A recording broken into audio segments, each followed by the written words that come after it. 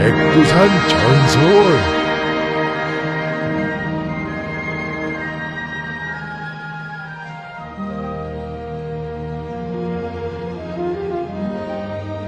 안녕하세요. 오늘은 종덕사에 얽힌 이야기를 해드리겠습니다. 종덕사의 예터는 천왕봉 기슭의 평평한 바위 위에 있습니다. 절의 모양이 팔자형으로 되었다 하여 이 절을 팔괴멸하고도 불렀습니다. 종덕사의 면적은 200평방미터 남짓하고 벽은 3겹으로 되어 있었습니다. 안에는 8개의 방석들이 놓여 있었고 복판에는 2개의 나무 기둥이 세워져 있었습니다. 북쪽 편에는 침실이 따로 있었는데 침실에다 온돌을 놓았다고 합니다. 전하는 말에 의하면 종덕사에는 문이 도합 99개였다고 합니다. 이렇게 많은 문을 낸 데는 이런 원인이 있다고들 합니다. 백두산이라는 백자는 백이라는 백자에서 건너금을 버린 것으로서 백에서 하나를 빼면 99이 되는 것입니다. 이 99이라는 숫자는 백두산에 있는 크고 작은 산봉우리들의 합과 같다고 합니다. 이 99을 상징하는 백자는 흰 백자이므로 이것은 또한 사시장철 흰 눈이 쌓여있는 백두산의 풍모를 나타낸다고들 합니다. 이러한 연고로 하여 백두산 종덕사의 문을 99개를 냈다고 합니다. 옛날에 백두산에는 돌을 깊이 닦은 도승이 있었습니다. 그의 도예가 얼마나 깊었던지 눈앞의 세상사는 물론 수십 년 후의 길사와 흉사까지도 척척 갈라내고 천리 밖에서 생긴 일까지 척척 알아냈습니다. 이뿐이 아니었습니다.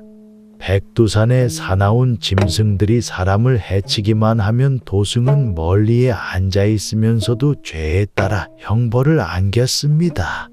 그리하여 사나운 짐승들도 종덕사의 도승이 두려워서 길손들의 길잡이까지 해주었습니다.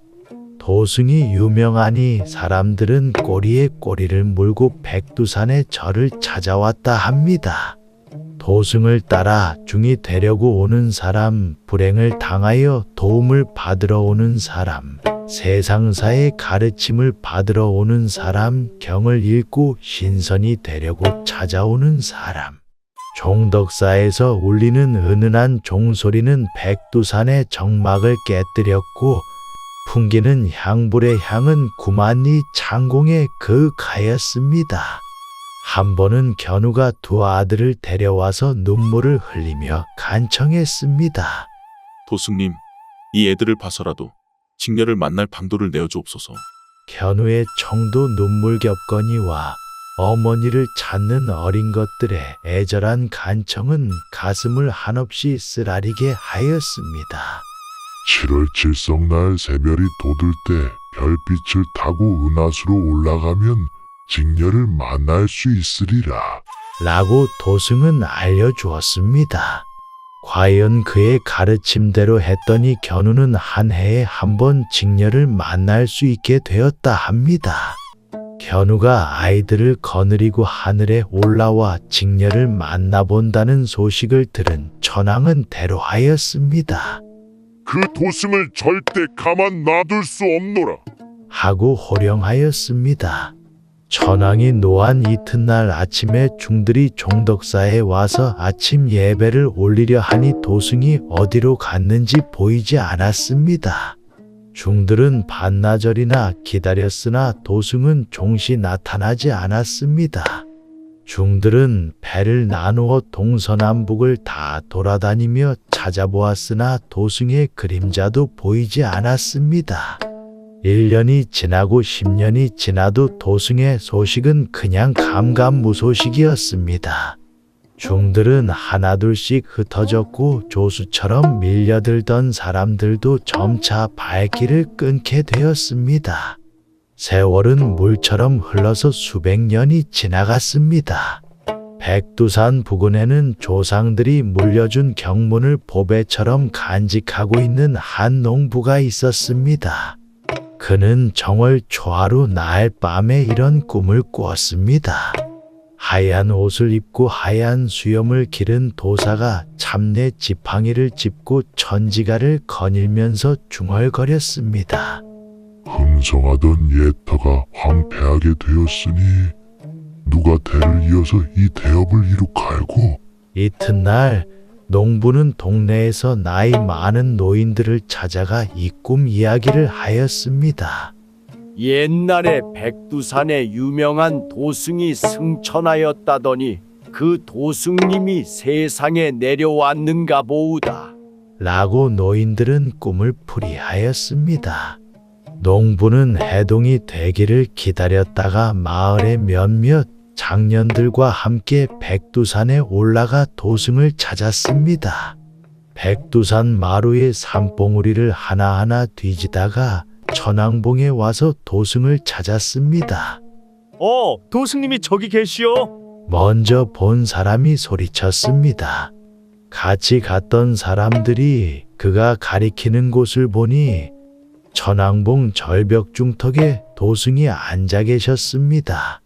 머리에 타한건을 쓰고 두루마기를 입고 두 손을 합장한 도승은 도울상에 점잖게 앉아서 연부를 외우고 있었습니다. 그들은 마련해간 제상을 차려놓고 절을 올리며 간청하였습니다. 도승님, 이곳에 내려오시어 우리들의 일을 보살펴 주옵소서. 그들이 아무리 간청하여도 도승은 듣는 채도 하지 않고 그 자리에서 움직이지 않고 있었습니다. 그제야 사람들은 도승을 찬찬히 여겨보니 도승은 이미 석불이 되었던 것입니다. 그들은 여기에다 절을 다시 수건하고 도승의 미덕을 찬송하면서 도승의 뒤를 이어 돌을 깊게 닦아나가자고 상의하였습니다. 그해 봄부터 그들은 옛 절터에다 새 절을 짓기 시작하였습니다. 천왕봉에 앉아있는 석불의 혼이 어느 곳으로 오든지 절 안으로 손쉽게 들어오라고 팔각정을 짓고 면마다 전부 문을 냈습니다.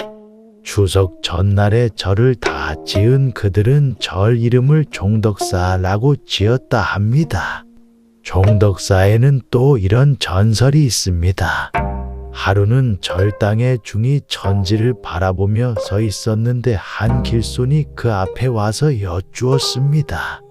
스님, 조선의 금강산에서 금강산절을 아주 멋들어지게 지었다고 소문이 자자하나이다. 그 말을 들은 중은 어쩐지 믿어지지 않았습니다. 그는 세상에서 백두산의 종덕사가 제일 멋들어지리라 생각했던 것입니다. 그런데 금강산에 아주 멋진 절당이 있다니 실로 모를 일이었습니다. 100번 듣는 것이 한 번 보는 것만 못하다 하였거늘 한 번 가봄이 상책이렸다. 그리하여 종덕사의 중은 금강산의 절 구경을 떠나게 되었습니다. 그는 산을 넘고 강을 건너 가고 가다가 어느 날 해질 무렵에 한 주막에 들게 되었습니다. 저녁을 먹으려고 밥상에 앉으니 맞은편에 앉은 길손도 어느 한 절의 중이었습니다. 어느 절에 계시는 스님입니까? 하고 백두산 종덕사의 중이 먼저 말을 건넸습니다. 네, 금강산의 중입니다. 듣기에 금강산 절이 유명하다고 소문이 자자한데 그 우미함을 알려주시지 않겠나이까? 하고 종덕사의 중이 청을 하였습니다. 금강산의 중은 수염을 쓰다듬고 득이만만해서 입을 뗐습니다. 네, 우리 금강산 절은 높기로 세상에 으뜸이오이다. 소인이 백두산에 유명한 절이 있다는 말을 듣고 보려고 떠날 때였나이다. 용마루에 올라가서 마지막 못을 박던 목수가 망치를 떨구었는데 지금쯤 땅에 떨어졌는지 모르겠소이다. 백두산의 중이 들어보니 입이 딱 벌어졌습니다. 하지만 그런 내색은 보일 수 없어서 예, 그렇소이까. 하고 감탄하는 체하였습니다. 스님은 어디서 오시오이까? 이번에는 금강산 중이 물었습니다. 예, 백두산의 종덕사에서 오는 길이오소이다. 금강산에 유명한 절이 있다 해서 한번 보러 가는 길이오이다. 금강산중은 깜짝 놀랐으나 그런 내색은 하지 않고 한마디 대하였습니다.